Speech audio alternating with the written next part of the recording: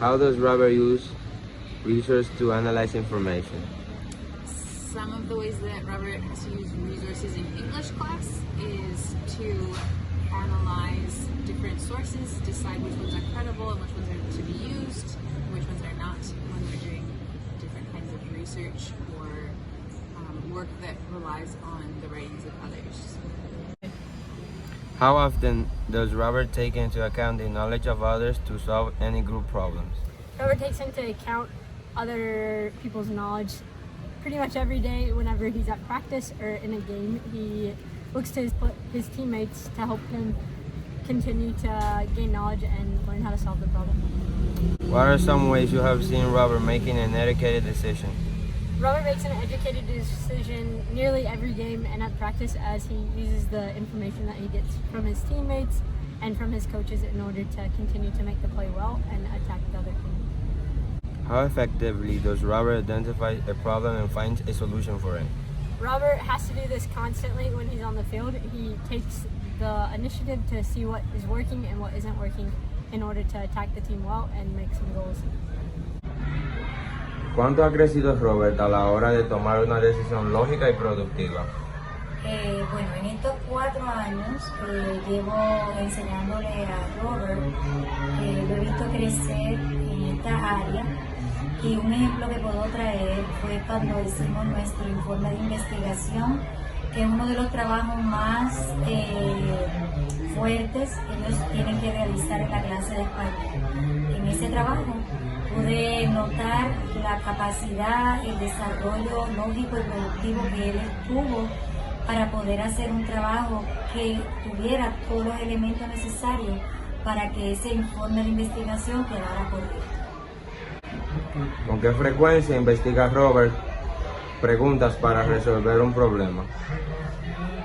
Bueno, creo que una de las maneras en las que Robert constantemente hace esto es, por ejemplo, quizás en su trabajo de matemáticas, aunque yo no soy su profesora fijo, pero sí yo puedo ver en él y en otros de sus compañeros que ellos buscan videos, buscan otras formas para poder entender a veces cosas que ellos no entienden.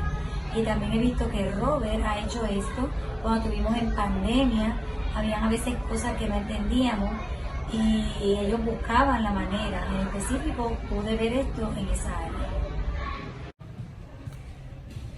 How much has Robert grown as a diligent problem solver? Well, I think that Robert has grown a lot in this area. I think that, especially considering the first time that I was here, which was about 3 years ago, his maturity has definitely increased. I think that along with increasing his maturity, this skill specifically is something that he's gotten better at.